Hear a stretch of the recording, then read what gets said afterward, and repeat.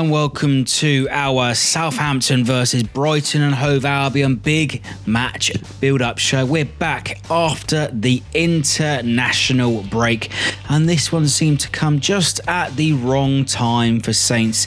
And for the most part of last season, we were hoping for a break from the perils of Premier League football, but Saints headed into this break on the back of 2 wins and 2 clean sheets, and we have to wait just that little bit longer to return to Premier League football as we play on Monday night at St Mary's under the lights for the first time at home this season. So coming up on this week's show, there is a new bar at St Mary's, and find out how and why we think Nathan Redmond is now suddenly a key player for Saints' plans. I mean, I'm not going to get involved with the gas bar, but the players have got to get involved with the game. We've got to get our players on the ball, like Nathan Redmond, like Danny Ings, like Shane Long. We've got to get the ball up to them quickly. And the good thing about Mark Hughes is he's encouraging a direct style of football. And by that, I don't mean hoofing it up, but he's encouraging players to play the ball forward and look for Nathan Redmond quickly. And I get the chance to catch up with a familiar face once again and find out who he thinks will be almost guaranteed to be caught offside for Brighton on Monday night. He still has not learnt the offside rule. He has no pace, and I think he's always trying to steal a march on a defender, and he cannot not be offside. I would lay really good odds that he will be caught offside so many times on Monday. So let us know how you're enjoying the show. The episode is available to download in the card above my head on YouTube, and we're also available on most audio platforms in the links below. Feel free to join the conversation, leave us a comment on the YouTube video, or get in touch with us on the usual social means. But now is time to kick off our build-up for Southampton versus Brighton and Hove Albion.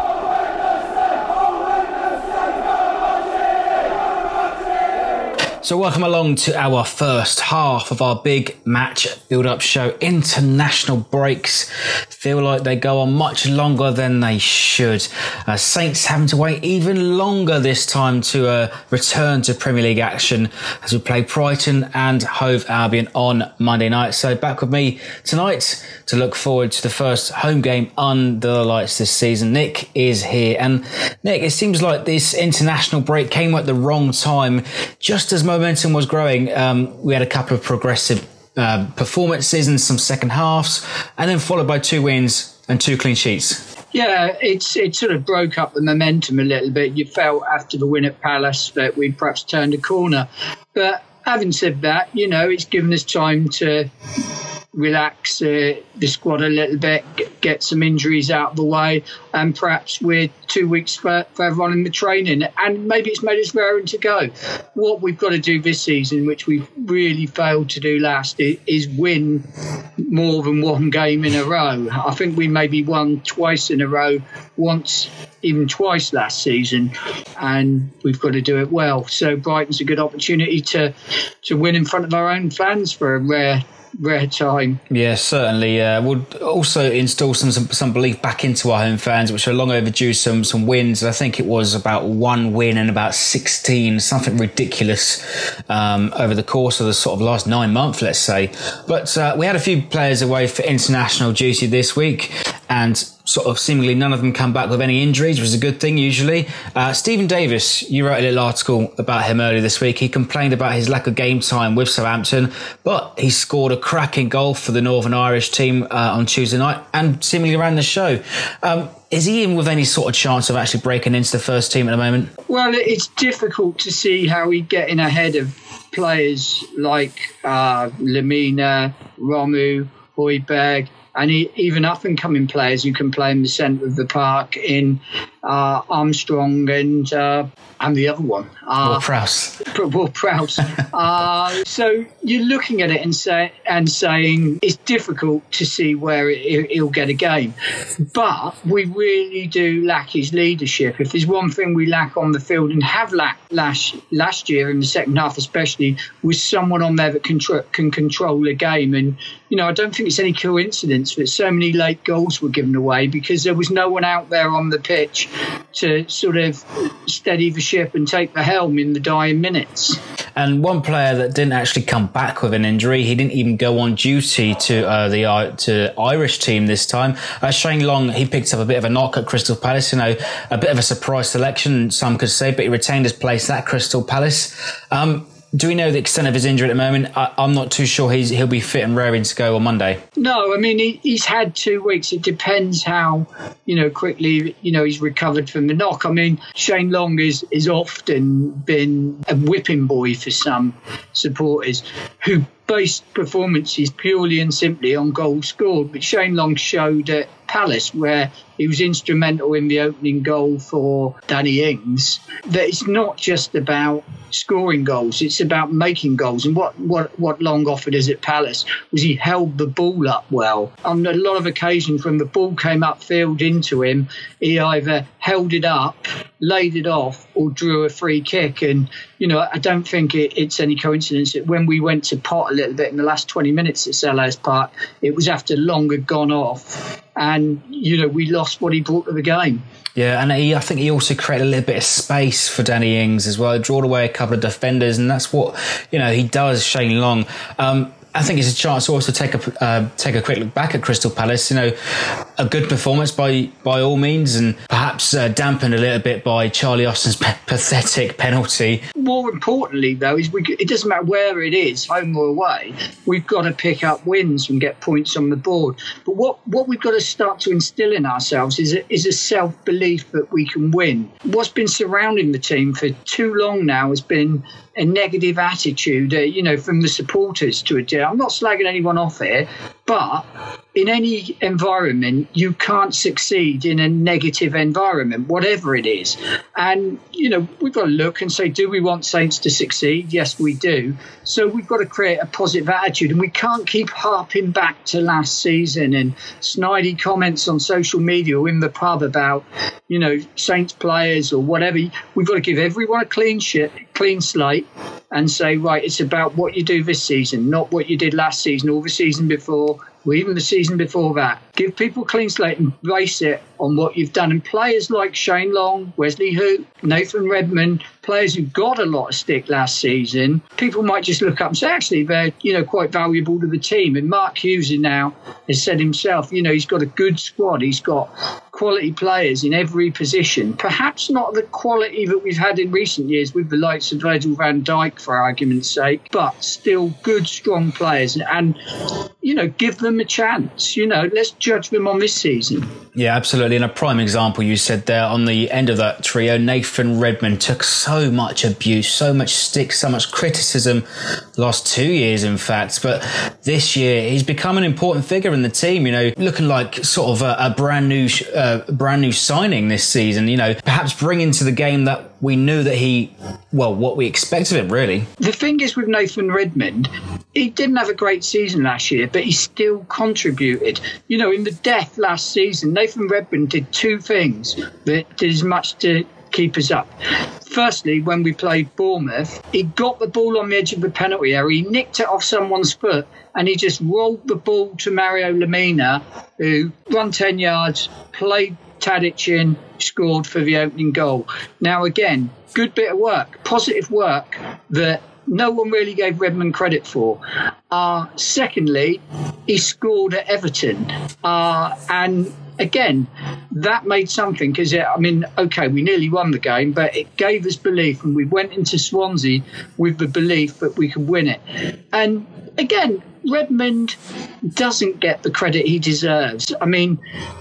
Burnley away, what most people will go on about is, Josh Sims crossed for Carrillo and Gabbiadini banged it in. But what people don't look at is the man who won the ball, albeit with the help of the referee on the day, was Nathan Redmond, who ran 20 yards, opened up space, ran into the right position, which meant it pulled Burnley in towards him, opened up the space for Josh Sims to run into clear space, which meant that all Redmond had to do was lay 20-yard balls. And, that's just 3 occasions where Nathan Redmond influenced the game. And I was speaking to someone earlier on, and we were talking about Steve de Ridder, a winger of this parish who signed for Saints 7 years ago now. And when he first came, people thought, oh, he's brilliant. But all he did was run at players and get put into the corner. And, you know, after 5 or 6 games, a few people had sussed out that he wasn't perhaps the greatest winger in the world, because he was just getting, you know, marshalled into dead ends all the time. And that's a little bit what Nathan Redmond isn't about, because Nathan Redmond can influence games. And although he had a poor season, didn't have the comments, he's influenced games. Yeah, Nathan Redmond seems like he's playing with belief, playing with pride as well, most importantly as well. And hopefully he can continue some of that confidence on Monday night with Brighton. The last 2 games in the Premier League, 2 1-1 draws. First of all, the draw down at the Amex at around this time last season, around October, we go 1-0 up. Murray nods up with a header, and again he equalises on the return leg in January. He loves scoring against Saints. He's a bullish centre forward. He draws so many fouls. I think he's got the most amount in the Premier League. How can we keep him quiet? Well, we've got the players to keep him quiet now. We've got height in the back. We've got Vestergaard. We've got players who want to win. And again, you know, the Hope-Vestergaard partnership. It's no use whinging on about whether Wesley Hope was good or bad last season. What we've got to do is give him and Vestergaard 10, 12 games together to show that they're the 2 men to play centre-half. So we've got Wesley Hoop, we've got Vestergaard, 2 international centre-halves. Give them 10 games. If they're not doing it in 10 games, then start to criticise him. But you've said it there with Nathan Redmond. What the difference between Nathan Redmond is he's got a bit of belief. You know, there's nothing worse for a player like Redmond, attacking player, to get the ball. And when you take on a man, or you hit across and no one gets on the end, that moan, that groan from the crowd, you know, it destroys players. What they want to hear is players saying, you know, the crowd saying, come on, urging him on, take the man on. And if he loses it, you know, applaud him and say, go again. You know, that's the great wingers. People think that Matthew Letizia scored with every shot or created a goal with every pass. He didn't. And that's what you've got to remember about Nathan Redmond. Give him a chance. A big statistic I've got here, actually. I know Clive loves facts, and I found a fun fact. Probably not much of fun facts, but Saints do not enjoy playing on Mondays. Saints are winless in their last 10 Premier League matches on a Monday night, drawing 3, losing 7. Well, you know, another fun fact for Clive is, you know, when we won at Palace last year on a Saturday afternoon, we only won 3 other Saturday games up until Crystal Palace this year. So in literally 51 weeks, we won 3 times in the Premier League on a Saturday in almost a year. 2 of those against West Brom. Facts are there to end it. You know, I look at things like if we haven't won on a Monday night for 20 games, we're 1 game nearer winning on a Monday night. You know, it's so I like the facts as well. Great opportunity though to take 3 points in and really kind of propel us up at the table a little bit. Look forward to what is a couple of tough games. Before we sign off though, will you be checking out the new Gasworks restaurant bar underneath the new Kingsland Stand, probably paying nearly £5 for a pint on Monday night when it opens? By the sound of the press release, there's been a lot of hot air spoken about it. You know, I'm under no pressure to go, so I doubt if I will. But some people will want to let off steam. Oh dear. So we could gas on for ages about this sort of things. Yeah, I'm sure we can put this on the fire all night. But let's sign off with our prediction though, Nick. Monday Night Football without winning 10 in Premier League games, but a couple of wins on the bounce, momentum, confidence. What are you thinking? I think we're there. We just need to. I mean, I'm not going to get involved with the gas bar, but the players have got to get involved with the game. We've got to get our players on the ball, like Nathan Redmond, like Danny Ings, like Shane Long. We've got to get the ball up to them quickly. And the good thing about Mark Hughes is he's encouraging a direct style of football. And by that, I don't mean hoofing it up, but he's encouraging players to play the ball forward and look for Nathan Redmond quickly, rather than finding that Redmond is the 14th pass before the ball reaches him and he's got 3 players on him, as it was last season. So Mark Hughes is encouraging the players to get involved. That's what we've got to do. Go out there and play with belief. We beat Brighton in the League Cup a couple of weeks ago. OK, it was our reserves versus their reserves. but we still beat them, and that's got to give us a bit of confidence. So we can get 3 points in this, we can move up the table, and then we can go to Anfield with a bit of confidence. And with some fire in our bellies. Exactly. There's got to be a gas joke in there somewhere. And after all that, let's hope that Saints can continue to ignite their season with a win on Monday. Let us know if you think we can turn up the heat against Brighton. Get in touch, leave us your predictions in the comments and join the conversation.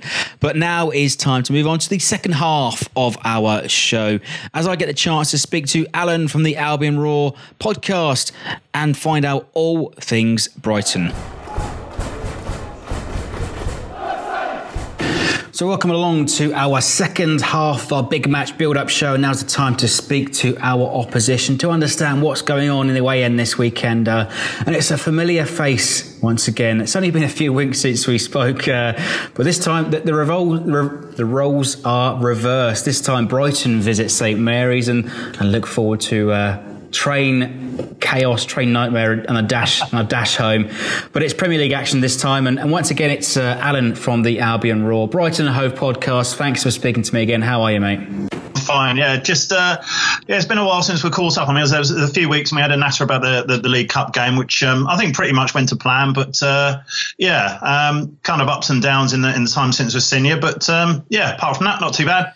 Well, shall we start briefly upon the League Cup game? It was 10 changes from each, and what can you take from that game? Your pre-match premonitions were pretty much on the spot. You know, a chance for fitness. Not too worried about the result. I don't think it's Chris Hughton's priority. I mean, the Premier League, we're still Premier League new boys. It's, still finding our feet. And I think that, at all costs, we'll stay. Well, yeah, pretty much all costs will stay in the Premier League. So the League Cup is a bit of a distraction. I think that playing Southampton, it was a good chance to test how far the under-23s, and it's a decent under-23s set we've got coming through, to see how they were going to play against Premier League players. And I think they'll kind of equip themselves quite well. I mean, we were all comparing notes with Southampton fans after the game as to, the depth that Southampton have for their second 11 versus the Albions. Now, we could have actually played some all first-team players. We blooded 3 under-23 players and a new goalkeeper who I think was actually scared by the Southampton fans in the second half. That's another matter entirely.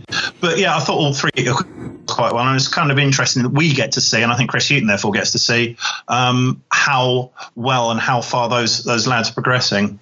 Yeah, it was a very tight game. I think both teams, we made 10 changes ourselves. It only took Nathan Redmond and Charlie Austin to come on and change the game with the header sort of 10 minutes from time. But Premier League action after that, and you recovered from 2-0 down against Fulham at home. What can you take from that result? Spirited performance once again. Yeah, but it was a frustrating thing. I felt that Fulham were there for the taking. For all the fact that pre-season people saying, Fulham have spent big, and it drives me round the twist when you see people comparing how much you've spent as to how well you're going to do. Apparently Wolves are going to be top 6 this season, according to some people, and, blah, blah, blah, and we're relegation fodder as well. And, there's 14 teams that are relegation fodder in this division. I wasn't overly impressed with Fulham. I mean, the fans were saying, their fans, again, after the game, were saying they'd have been delighted with the point, at which point you say, OK, when you tune up with 30 minutes to go, would you have taken the point? It's frustrating. I felt Fulham were there for the taking, and I thought that some of our work was a bit sloppy, but out comes the old creaking warhorse to save the day. So bearing in mind we were 2-0 down as a point gain, but with the home games and the whole thing, due respect, we should be beating teams like, I felt that Fulham were there for the taking. So in that sense, you could argue it's 2 points drops as well. It's the old cliche, you must win your home games, but it's 4 games played and 4 points each for Saints and Brighton, although you're just below us in the table by -2 goal difference. But you actually mentioned this in our previous video. It's been indifferent, the results. I mean, if we take a look at 2-2 with Fulham, a 1-0 down at Liverpool, 3-2 win at home against Man United, and 2-0 away loss to Watford. What is Chris Hughton hoping for after this international break? I think generally improved away performances. It's something he highlighted at the beginning of the season. Our away form has been shocking. We picked up 11 points on the road last season, and I think we've got to improve on that. Yeah, we lost an appalling game 2-0 at Watford. And it's all about perspectives. We lost 1-0 to Liverpool, but it was a vast improvement on the previous games against Liverpool. We feared a tonking, an absolute tonking. It was 1-0, and we could have actually snatched it a point at the end there. So it's all about improvements, just little bits of improvement. Now, if we played like we did against Liverpool, I think it'd be a good game, and actually we may get something out of Southampton game. If we played like we did against Watford, we're going to get stuffed. Even with a team that's, is at the moment is kind of mid-table fodder at the moment, Southampton. I think you're too good to go down, but I think there might have to be a bit of a major investment in Southampton if you're really going to push on and go further up the table. So there's not a huge amount of difference at the moment between Brighton and Southampton in terms of, the maddening inconsistency that you'll see from the players, where you think, there's a point to be gained here, or there's 3 to be gained here, and you get nothing, or you're fearing a stuffing and you actually do really well and get something from the game. So when it comes to sort of like the consistency and who knows who's going to play, then, well, throw a dice in the air and see how it lands, because you think, oh, this is going to be great. We've got a good game coming up here and a possibility of a point, which at the moment we'd actually take. And then, we go and play like idiots and get stuffed 6-0, or we play like demons and sneak it 1-0. You mentioned a couple of things there. Your waveform has been abysmal. I saw a statistic. It's 4 straight defeats at the moment with no goals. And I actually picked up on an article from your website, actually, from the Brighton website. Matthew Ryan was in the press this week and he said, we need to learn from our mistakes. What are they? At times it's sloppiness, and at times it's just general approach. Like I said, we've had 2 away games in the league, and they were vastly different. I mean, I suppose that the Liverpool defeat, as well as we did, we kept Salah and co quiet, and the goal that they scored was a real shoot in the foot. It was our free kick, which we just played so sloppily. And you do not give Salah even half a sniff, and he'll do you. The Watford game, we were just poor all round. It was more like a pre-season friendly. So I'd like to think that the mistakes that they've actually learned from, and it is, you do tear your hair out, from what's left of Chris Hughton's hair, he's going to be tearing his hair out when you realise that the mistakes you make are so avoidable. They're from even things. I think that actually even one mistake I believe Chris Hughton made for the Fulham game was he brought Lewis Dunk back too quickly. I mean, I've seen him put better strikers than Mitrovic in his pocket before. And he was actually beasted by him a couple of times. And that's unusual for Lewis Dunk. And he'd just come back from an injury. And Leon Balogun was perfectly good enough. So it's the things like making sure you do your clearances, play your passes right. It's the individual choices when you're up front, whether to play or pass, whether to shoot or cross it. And it's maddening. For instance, in the Fulham game, now we did quite well and got the game back. But the supply line, Solly March on one side and Anthony Knockout on the other side, you could see Glenn Murray and Dale Stevens in the middle and all the others absolutely screaming blue murder at them because the quality of their crosses or the decision making at a given moment was driving them around the twist. It would cross would be either overhit or underhit. It wouldn't come in, and so on and so forth. So it's about mistakes is one thing, but I think it's also about the decision making at a given moment, and you have to get that right. I think those that get it right more often, the right decision at the right time, are the ones that go up the table. The quality is always there. It's the decision making at a given moment. And very much underrated in terms of the quality. And you said it just briefly just a moment ago, the old creaking warhorse, Glenn Murray, leading the way for the goals for Brighton this season once again, up there in double figures last season as well. He's got good memories of playing against Southampton, scored both the goals and both the draws last season. What's his approach this time?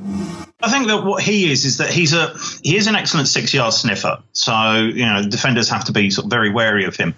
But he's also good with his back to goal. He is quite good. I suspect that probably Southampton fans might get on his back because he's quite good at, shall we say, getting free kicks. He's not in the Zaha mould, but sometimes for a big old fella, he can actually go down a little bit too easy. That's not to say he's diving. It's just sort of he'll feel the hand on the back and up goes the whiplash and everything.